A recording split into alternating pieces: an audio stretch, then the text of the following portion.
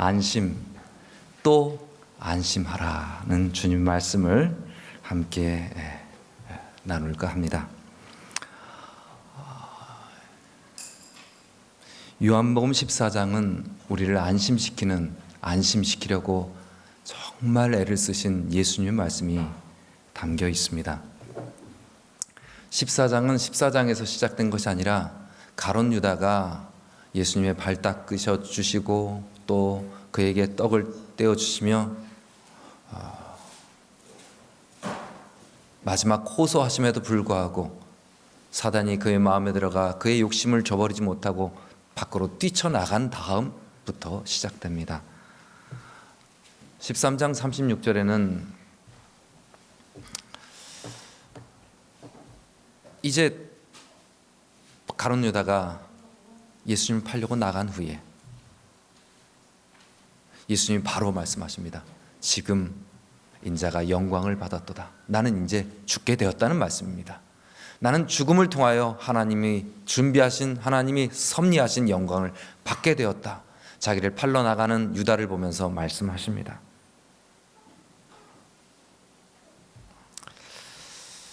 그러면서 내가 이제 가는 곳에 너희는 따라올 수 없을 것이다. 작은 자들아, 내가 아직 잠시 너희와 함께 있겠노라. 너희가 나를 찾을 것이나 일찍이 유대인들에게 내가 가는 곳에 올 수 없다고 말한 것처럼 지금 너희에게 이르노니 지금도 너희에게 이르노라. 너희가 올 수 없다. 그 말하니까 베드로가 걱정이 돼서 말합니다. 쿼바디스 들어보셨습니까? 쿠리오스, 헬라어로 하면 쿠리오스, 포메네 이런데 이걸 라틴어, 로마 사람들 말로 쿼바디스 도미네, 주여 어디로 가십니까? 예수께서 대답하시되 나의 가는 곳에 내가 지금은 따라올 수 없으나 후에는 따라오리라. 왜 지금 제가 주님을 따라갈 수 없습니까? 제가 주님을 위해서 목숨을 버리겠습니다. 그렇게 말하니까 정말 네가 나를 위해서 목숨을 버리겠느냐? 너가 오늘 밤 나를 3번 부인하리라. 그 말씀이 13장에 주어지고 맞춰집니다. 주님은 도대체 어디 가십니까? 쿼바디스 도미네. 실제로 베드로는 요한복음이 쓰여지기 전에 쿼바디스 도미네를 한 번 더 했습니다. 전설에 의하면 베드로가 너무 네로 황제에 의한 핍박이 심해서 모든 사람들을 잡아 가두고 죽이고 그렇게 학살하는 동안 로마 교인들이 이렇게 말합니다. 베드로 선생님, 우리는 죽어도 되는데 당신이 죽으시면 이 교회가 흔들립니다. 제발 이곳에서 피하여 목숨을 부지하십시오. 성도들의 강권을 이기지 못하고 베드로가 이른 새벽에 그 유명한 모든 길은 로마로 통한다는 그 아피안 가도 그 가도를 이렇게 터벅터벅 걸어 나오는데 아침빛에 저기서 예수님이 걸어가시는 것입니다. 그때 베드로가 다시 한번 말했다고 합니다. 전설이 쿼바디스 도미네, 주여 어디로 가십니까? 너가 이 핍박을 견디지 못하고 로마를 떠나니 내가 대신 다시 로마로 한 번 더 들어간다. 내가 한 번 더 죽으러 가노라. 그 환상을 보고 난 후에 베드로가 너무 큰 뉘우침을 가지고 다시 돌아가서 십자가에 달려 돌아갔는데 예수님처럼 십자가에 달려 베드로도 죽게 되었는데 내가 어찌 주님처럼 십자가에 그냥 달려 들어갈 수 있겠습니까? 저는 거꾸로 매달아 주십시오 라고 했다는 기독교 안에 전설이 있습니다. 그 전설이 충분히 64년도까지 네로가 살았으니까 네로 시대에 죽은 이 베드로가 죽은 지 몇십 년 후에 아마 95년도나 100년도에 쓰여졌던 이 요한복음은 쿼바디스 도미네를 한 번 더 한 것입니다. 주님 어디 가십니까? 베드로는 걱정됐습니다. 제자들 모두 11제자가 다 걱정됐습니다. 가룟 유다는 자기들은 알지 못하지만 떠나갔고요. 가룟 유다가 떠나가는 장면을 보고 내가 이제 영광을 받게 되었다. 내가 너희들이 올 수 없는 곳으로 가노라. 사람들은 날 보지 못할 것이나 너희들은 잠시 후에 나를 보게 될 것이다. 약속을 하시고 또 약속하십니다. 주님은 어디로 가시는가요? 불안했습니다. 불안하고 또 불안했습니다. 그래서 예수님은 하나님의 자녀들, 특별히 당신께서 길러내시고 또 가르치시고 특별하게 교육하신 그 제자들을 안심시키고 또 안심시키기를 원하셨습니다. 그래서 말씀하십니다. 이 말씀하셨죠? 다 같이 읽습니다. 시작. 너희는 마음에 근심하지 말라. 하나님을 믿으니 또 나를 믿으라. 내 아버지 집에 거할 곳이 많도다. 그렇지 않으면 너희에게 일렀으리라. 내가 너희를 위하여 처소를 예비하러 가노니 가서 너희를 위하여 처소를 예비하면 내가 다시 와서 너희를 내게로 영접하여 나 있는 곳에 너희도 있게 하리라. 어디 가시냐니까? 주여 어디 가십니까? 쿠아바디스 도미네. 내가 내 아버지 집에 간다. 내 아버지 집에 너희 있을 곳을 준비하러 가라. 내가 준비하면 다시 와서 너희를 내게로 영접하여 데려가겠다.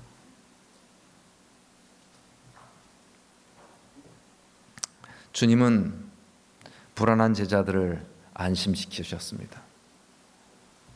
예수께서는 제자들을 위하여 큰 저택들을 짓고 계시는 동안 하늘에 가서 우리를 위해서 저택들을 짓고 계십니다. 이미 지어 놓으셨죠?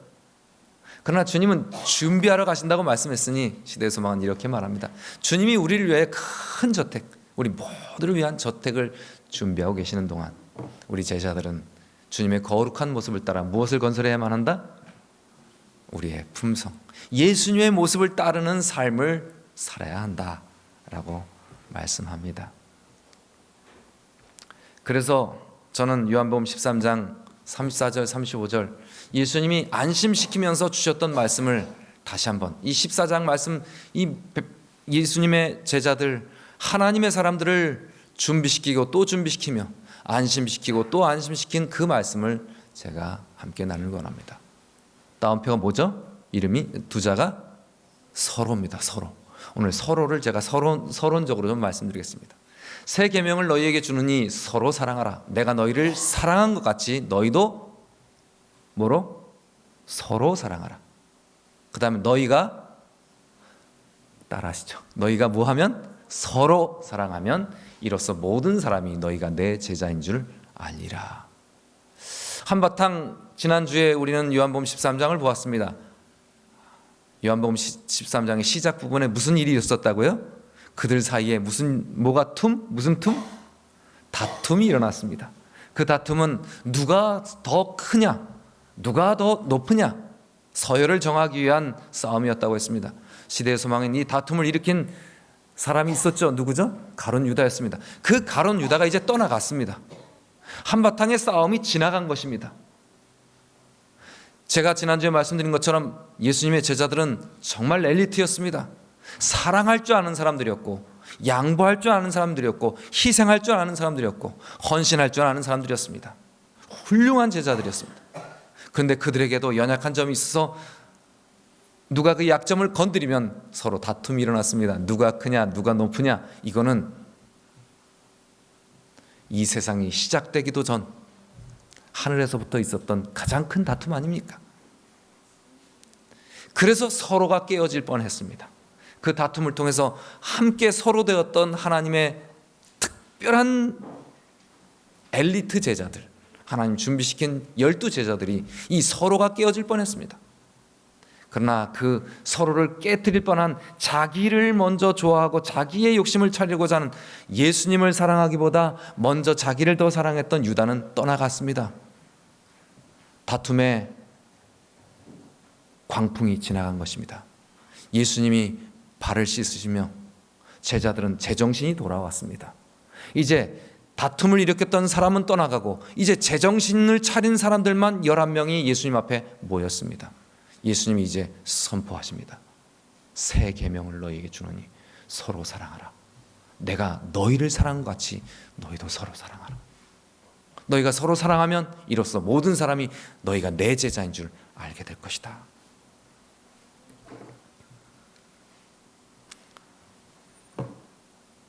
제가 서로에 대해서 가장 잘 설명된 것, 온 세계에 있는 교회들이 이 모습을 보면서 연구하고 어떻게 하면 서로를 회복할까 연구한다고 말씀드렸습니다.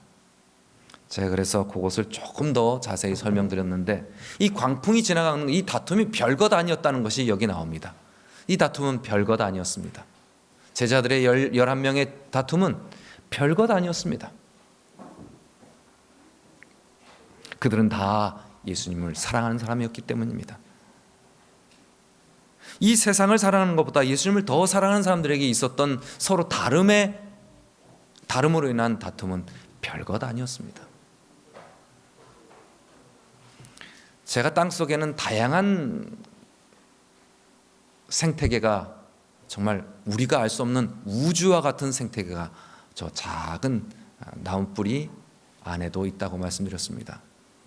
저 땅 위에 호기균이라는 화살표, 얇은 화살표 호기균이라는 곳이 있고, 호기균은 동글동글하게 만들었습니다. 근데 첫 번째 보면 둥글게 이렇게 파인 곳에 세모나게 생긴 현기균, 락토바실러스균, 유산균이 곡괭이질을 열심히 합니다. 왜냐하면 뭘 싫어하니까? 공기가 없는 곳으로 들어가려고 계속 이 김치균, 유산균, 락토바실러스균은 밑으로 들어갑니다. 그런데 공기를 좋아하는 균은 구멍이 있으니까, 바람이 들어오니까 거기 가서 마음껏 활동을 합니다. 그런데 부끄러워하고 내성적인 이 사람은 더 깊이 들어가서 차근차근 바랍니다. 공기를 싫어합니다. 공기를 몰고 들어오는 이 균들이 싫어서 더 깊이 들어갑니다. 더 깊이 들어가고 더 깊이 들어간 자리에 그 구멍을 내고 열심히 파놓은 자리에 가서 관계를 확장시키는 호기균이 있습니다. 서로 다릅니다. 그 밑에 아래 위로 하는 벌레가 있죠. 벌레가 가면서 그 현기균, 하여튼 호기균, 이런 미생물들을 막 잡아먹습니다. 그곳에 구멍이 생기면 더 많은 것들이 또 들어가고 더 깊이 피해야 되고, 그렇게 해서 저 뿌리 밑에도 이 많은 생명체들이 살게 됩니다. 그러면 뿌리에서 햇빛을 받는 에너지를 뿌리가 어떻게 나눠주고? 그 미생물들에게 나눠주고, 그 미생물들은 그 속에 있는, 땅 속에 있는 양분들을 먹고 이제 배설해낸 그 좋은 영양분을 뿌리가 흡수해서 건강하게 자라납니다. 그걸 또 뭐가 먹고요? 이쪽에서 지렁이가 쫙 먹고, 지렁이 잡아먹는 두더지가 먹는다고요. 자, 서로 다릅니다. 잘 보시기 바랍니다. 제가 이 말씀을 다툼에 대해서 말씀드렸습니다. 땅 밑에서 일어난 일을 우리가 보았습니다.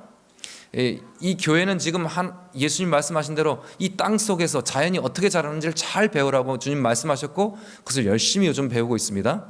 그래서 저는 요한복음 14장에 주님 말씀하신 것을 이렇게 말합니다. 다 같이 한번 읽습니다. 시작. 서로 다름으로 일어나는 다툼을 두려워 말고 안심하라. 교회는 서로 다릅니다. 다른 것이 정상합니다. 근데 제가 살아보면서 생각해 보니까 이 유다처럼 자기가 더 뭔가를 가지려고 세상보다 더 좋아해서 막 다툼을 이루는, 세상과 같은 싸움을 하는 사람들 별로 없어요. 교회 안에서 다툼은 대부분 서로 다르기 때문에 일어나는 것입니다. 나와 달라서요. 나와 달라도 너무 다르기 때문에 이게 이해가 안 되고 도무지 이것은 달라요. 그래서 이게 안 맞는 것입니다. 그러나 제가 말씀드렸습니다. 이 다툼을 일으켰던, 세상보다 예수님보다 세상을 더 사랑했던 유다는 떠나가고요. 나머지 11명에게 있었던 다툼은 별것 아니었다고요. 아무것도 아니었다고요. 왜냐하면 그들은 정말 예수님을 사랑했는데 서로 달라서 일어난 다툼이 대부분이었기 때문입니다. 그들은 어부였습니다. 그리고 어떤 사람들은, 농부라는 말은 없지만 나머지 어부 아닌 사람 대부분의 직업이 농부였습니다. 어부와 농부는 전혀 다릅니다. 제가 원주에서도 목회를 했고, 삼척에서도 바닷가에서도 목회를 했습니다. 농부들은 기다립니다. 나서지 않습니다. 원주 사람들 절대로 빨리 나서지 않는다고 우리 엄보성 목사님 맨날 그러죠. 절대로 나서지 않고 다른 사람 나서면 나도 해볼까 이런다고 그 목사님 자기 고향 얘기를 그렇게 많이 이렇게 말합니다. 절대로 앞장서지 않습니다. 기다릴 줄 아는 사람들이 농부입니다. 그러나 어부는 찬스를 놓치면 다 놓칩니다. 찬스에 그물을 내려야 되고 찬스에 낚아채야 됩니다. 어부들은 찬스를 놓치지 않습니다. 전혀 달라요. 달라도 너무 다릅니다. 같은 같은 강원도인데 이렇게 다를 수 있을까? 그 정도로 다릅니다. 그런데 다를 뿐이지 주님을 정말 사랑하십니다. 마태처럼 금융인도 있습니다. 철저해요. 왜 마태가 살림을 안 맡고 유다가 살림을 맡았는지 전 이해를 못합니다. 그러나 금융인으로 길러진 사람들의 직업의식 절대로 빈틈이 없습니다. 실수가 없습니다. 그러나 저같이 실수 많은 사람은 이 빈틈없는 사람에게 정말 고통스러운 악재 중에 악재 아닐까요? 그렇죠? 예. 그러나 저에게는 그렇게 아주 금융인처럼 아주 마태처럼 정확한 사람들이 있기 때문에 제가 여태까지 목회를 하고 있습니다. 다릅니다. 다른 것이 잘못이 아닙니다. 유다 같은 정치 지망생이 있었고요. 다양한 제자들이 있었습니다. 그러나 그들이 예수님을 다 사랑할 때 그들에게 서로 다름은 다툼은 일으킬지언정 그 다툼은 지나가고 나면 아무것도 아닌 것이 되었습니다. 그래서 서로 다름을 걱정하지 말고 두려워하지 말고 그걸로 일어나는 크고 작은 다툼을 두려워하지 말고 안심해라. 너희가 서로 사랑하라. 새 계명을 너희에게 주노. 서로 사랑하라. 내가 너희를 사랑한 것 같이 너희도 서로 사랑하라. 조금 크고 작은 일들이 있을지라도 그것은 별것 아니라고요. 사랑할 수 있다고요. 주님은 안심시키셨습니다. 방금 전에 막 서로 싸우고 누가 높냐고 이렇게 막 신경전 했던 사람들에게 쫙 가라앉히고 서로 사랑하라고 했을 때 그들은 그 마음속에 서로 다름에 대해서 충분히 이해할 수 있었고 예수님처럼 사랑하기 시작하자. 그들은 예수님보다 더 큰 사랑을 더 널리 보여주는 기적을 일으킨 사람들이 되었습니다. 어떤 말씀에 이런 말씀이 있습니다. 한번 읽어볼까요? 시작. 우리가 가장 좋아하지 않는 사람들이 우리의 사랑을 가장 필요로 하는 사람들일 수 있다. 이거는 그리스도인의 입장에서 말씀하신 겁니다. 그러나 내가 가장 싫어하고 내가 가장 좋아하지 않는 이 유행의 사람들이 내 사랑을 가장 많이 필요한 사람일 수 있다. 이거는 그리스도의 원수를 사랑하라, 뭐 이렇게 형제를 사랑하사 내 이웃을 내 몸과 같이 사랑하라는 레위기 19장 18절 말씀처럼 예수님 말씀에 나오지만 예수님이 창조해 내놓으신 이 자연의 법칙에서는 이걸 이렇게 바꿔야 됩니다. 우리가 가장 좋아하지 않는 사람들이 우리에게 가장 필요한 사람이다. 그것을 제가 아까 보여드렸습니다.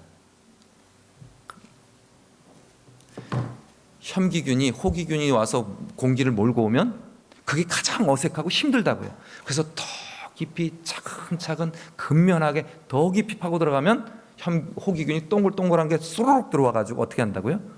더 풍성하게 생명을 활발하게 그리고 열심히 또 파놓으면 이게 싫어서 더 깊이 들어가는 현기균은요 호기균한테 항상 이렇게 피해 입는 사람이 아니고요. 저 밑으로 들어가면 저곳에는 아직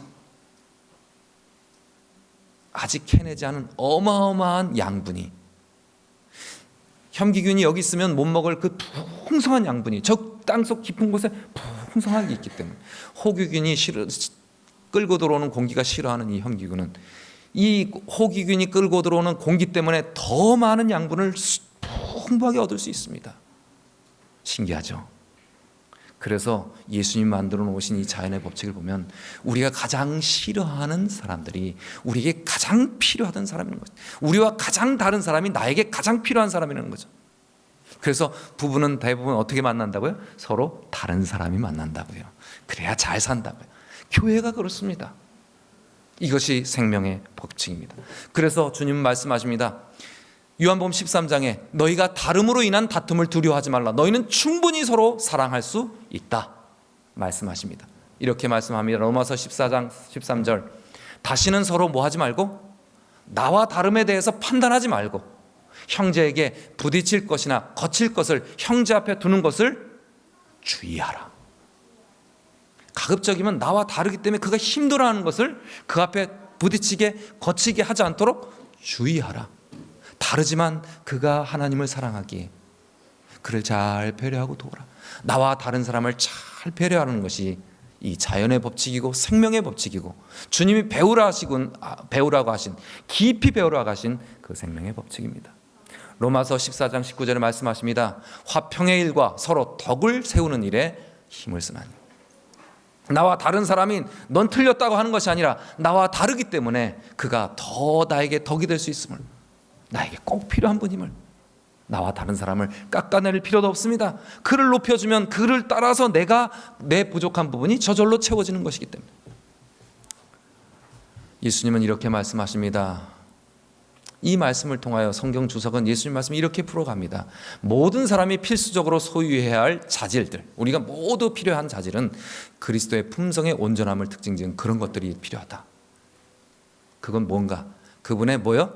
사랑, 그분의 인내, 그분의 이타심, 그분의 선하심이다. 이런 속성들은 친절한 마음을 가지고 친절한 행동을 함으로써 얻게 된다고. 우리가 서로 다르지만 우리가 서로 다르다고 두려워하거나 불편해하거나 회피하지 말고 그 다른 분에게 친절한 마음을 갖고 행동하면 그분이 나에게 가장 절실한 사람이 될 수 있다는 것이 자연의 법칙, 주님이 배우라 하신 법칙이라는 것입니다. 그러므로 우리 성도님들은 두려워할 필요가 없습니다. 다툼도 두려워할 필요 없습니다. 또 다른 방식이 있습니다. 14장 27절에 말씀하십니다. 평안을 너희에게 끼치노니 곧 나의 평안을 너희에게 주노라. 내가 너희에게 주는 것은 뭐와 같지 않다? 세상이 주는 것과 같지 아니하니라. 너희는 마음에 근심도 말고 두려워도 말다. 세상에서 주는 것과 내가 주는 것은 다르다.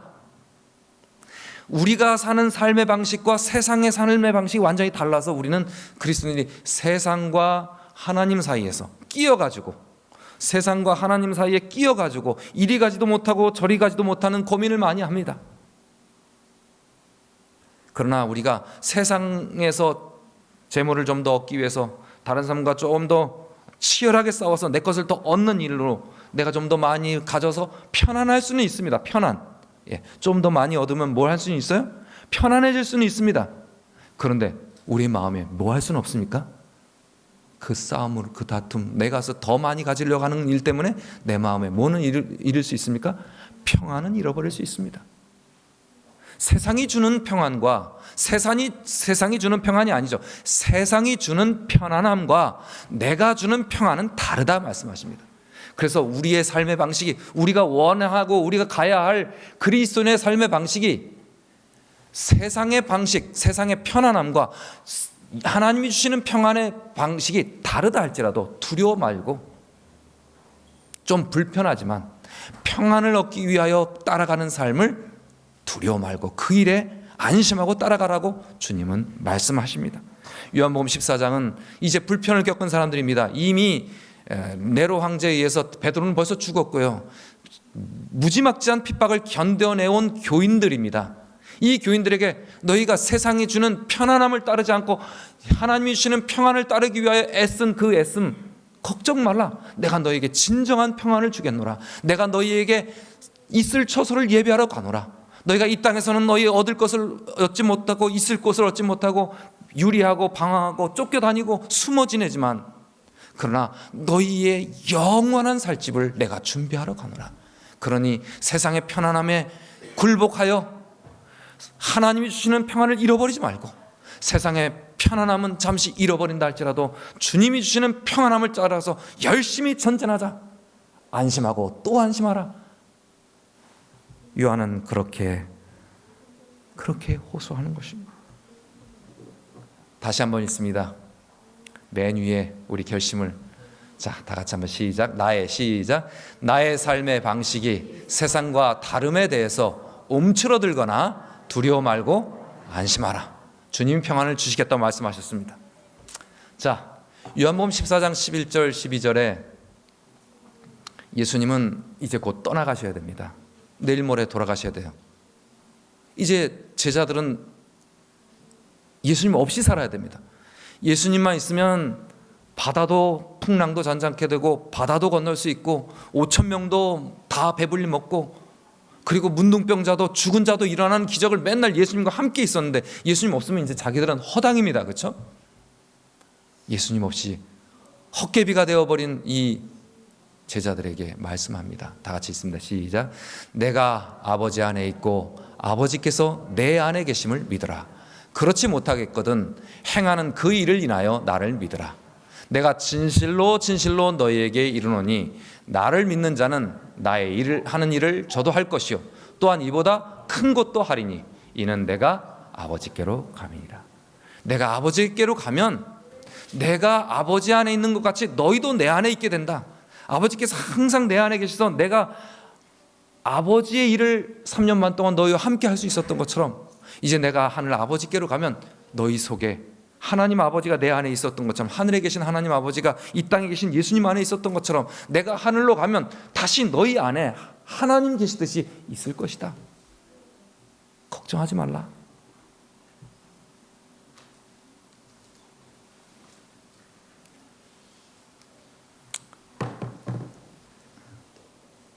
요한복음을 받는 사람들은 너무나 핍박이 심해서 하나님 말씀을 못 지킬까 걱정했습니다.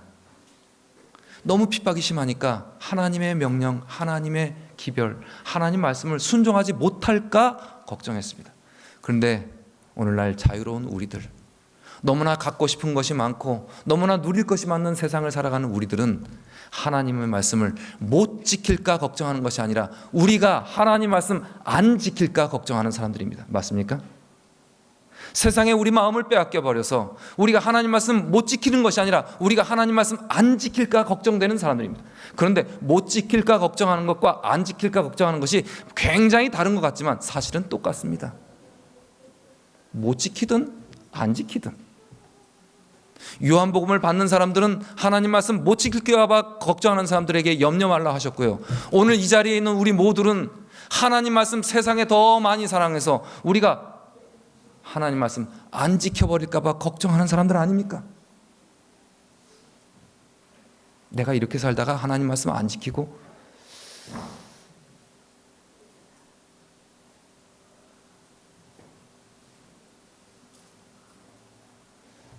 내 믿음이 떨어져서 내가 이러다가 예수님 배림하실 때 주님이 준비하신 집에 내가 가지 못할까?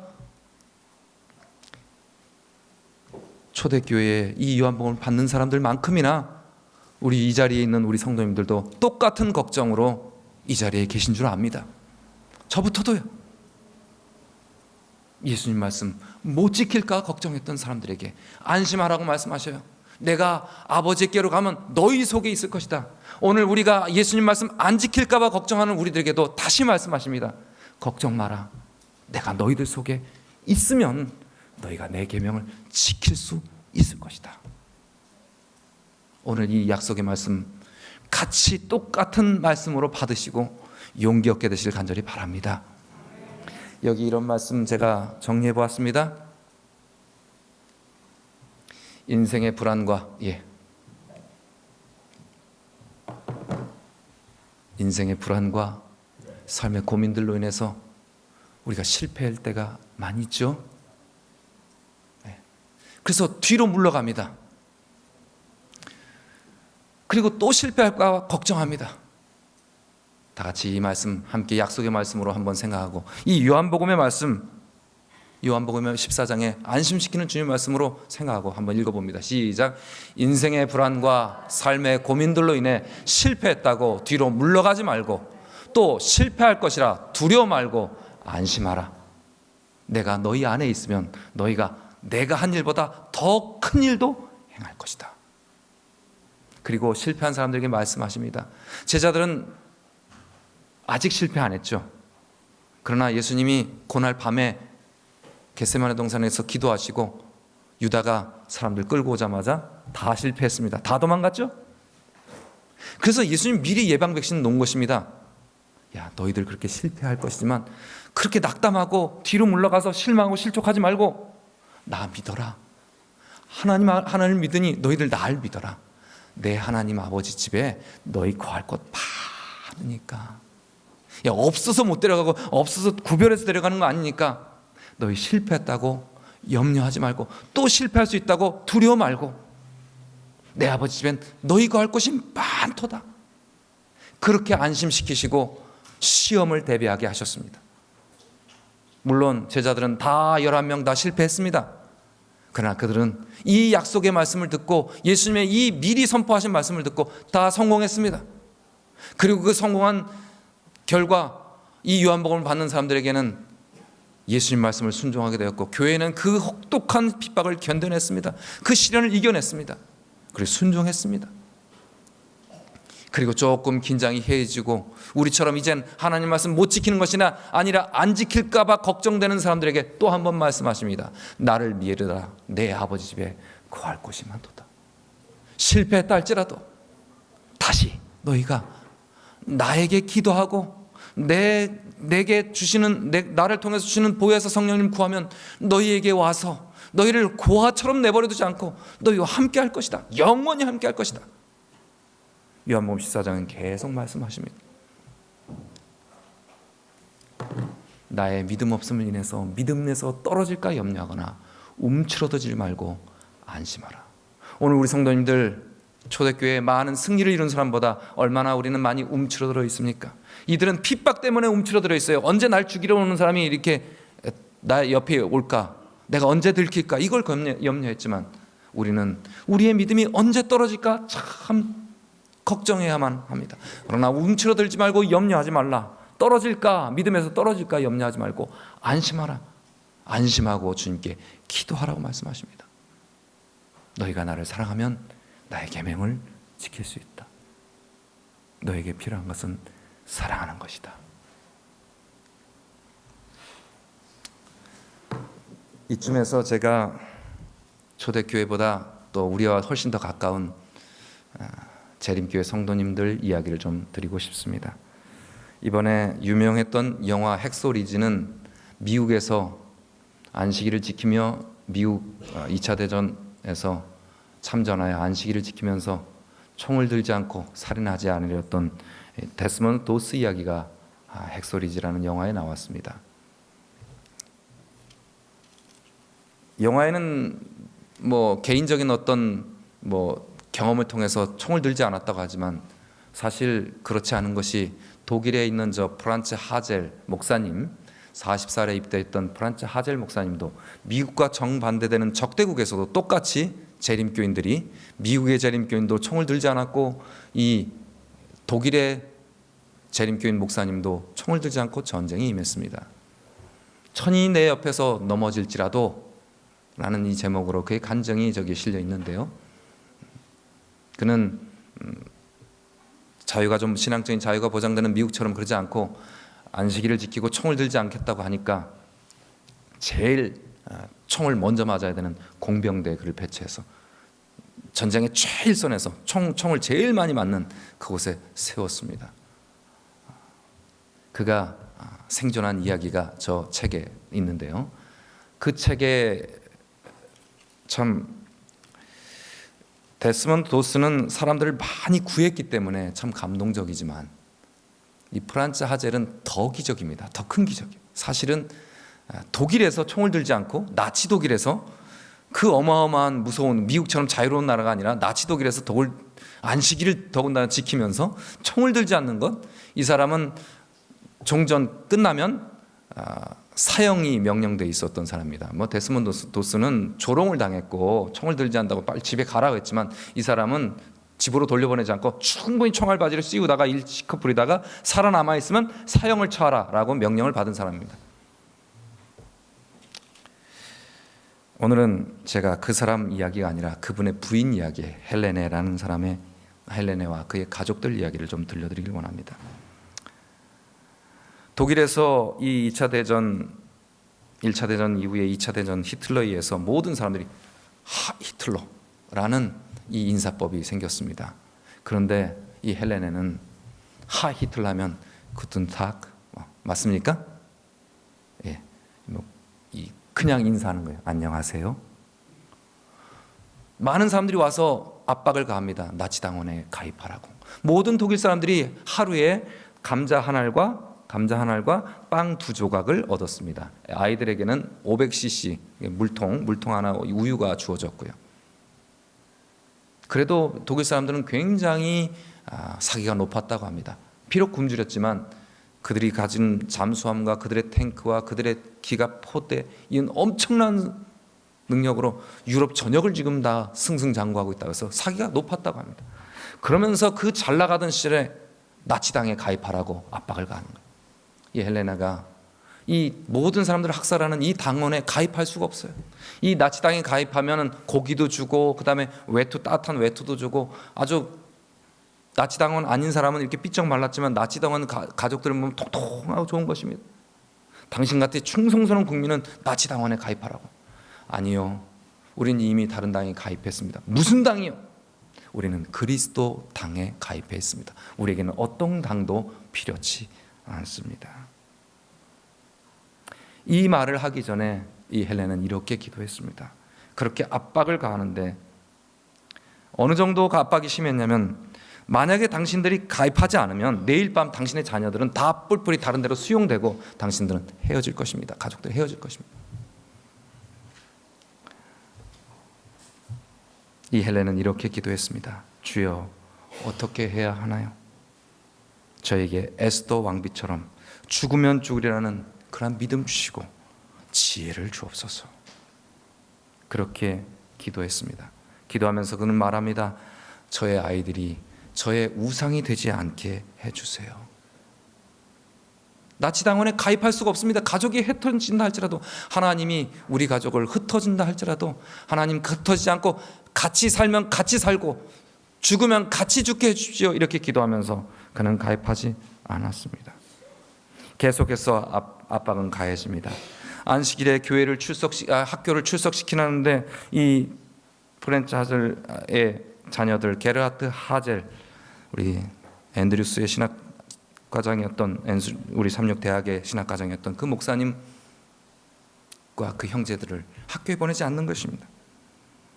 독일 연합회장님이 편지를 보냅니다. 성도님들, 이런 고통을 견뎌내기 힘드니 우리 자녀들을 가급적이면 학교에 보내십시오. 그런데 이 프란츠 하젤 목사님이 떠나가면서 자녀들과 가족을 모아놓고 기도한 기도 제목이 생각납니다. 기도 말씀이 생각납니다. 이 아버지 목사님이 가족들을 모아놓고 이렇게 기도했습니다. 우리가 믿는 바대로 충성할 수 있게 도와주소서. 우리가 믿는 바, 우리 믿음대로 충성할 수 있도록 우리를 도와주옵소서. 그래서 그 말씀을 기억하고 기도하면서 이렇게 말합니다. 하나님, 저에게 힘을 더하여 주옵소서. 그렇게 그를 안식일에 당신 유대인이냐고, 유대인이어서 토요일날 교회를 안 나오냐고, 내가 유대인인 사람들이 데리고 있다고 엄청나게 압박을 당하고 나 이렇게 이제 교장에서 잘릴지도 모른다고. 바로 전 교장은 유대인들을 데리고 있었기 때문에 교장직에서 잘렸습니다. 그렇게 압박을 가하고 힘들게 했지만 저희는 주님 말씀을 따를 수밖에 없습니다 라고 말씀했습니다. 그러고 나서 그 학생들을, 자녀들을 자르겠다고 했던, 퇴학시키겠다고 했던 교장이 얼마 안 있다가 전쟁에 끌려갔습니다. 그리고 무사했습니다. 얼마 지나지 않아 유대인 부인들이 먹을 것이 없습니다. 아리안 족속들, 독일 사람들과 다 헤어져서 그 사람들이 다 사고 남은 찌꺼기만 가서 돈 주고 살 수 있습니다. 비싼 값에. 그래서 이 헬레네가 그 돈을 받아서 대신 사주었습니다. 그런 사람이 그 친절을 보고서 그의 자녀를 맡깁니다. 이 소년을 붙들어 주십시오. 감춰 주십시오. 이 헬레네는 믿음으로 그 아이를 감추기로 합니다. 그러나 게스토브가 와서 당신 집에 유대인을 감추고 있지? 알고 온 것처럼 그렇게 협박을 하는 것입니다. 잠시 기도합니다. 주님, 제가 거짓말하지 않을 수 있는 지혜를 주옵소서. 안 감췄다고 말해야 되지 않습니까? 그 사람 눈을 똑바로 쳐다면서 그러시면 지금 당장 수색해 보세요. 당신 유대인 분명히 감추고 있잖아. 그러시면 지금 당장 수색해 보세요. 거짓말하지 않고 그렇게 눈싸움을 하던 게스타포는 물러갔습니다. 다시 한번 프란츠 하젤 목사님의 기도를 생각합니다. 주님, 우리가 믿는 바대로 충성할 수 있게 도와주소서. 요한복음의 말씀에 보면 분명히 말씀하십니다. 14장에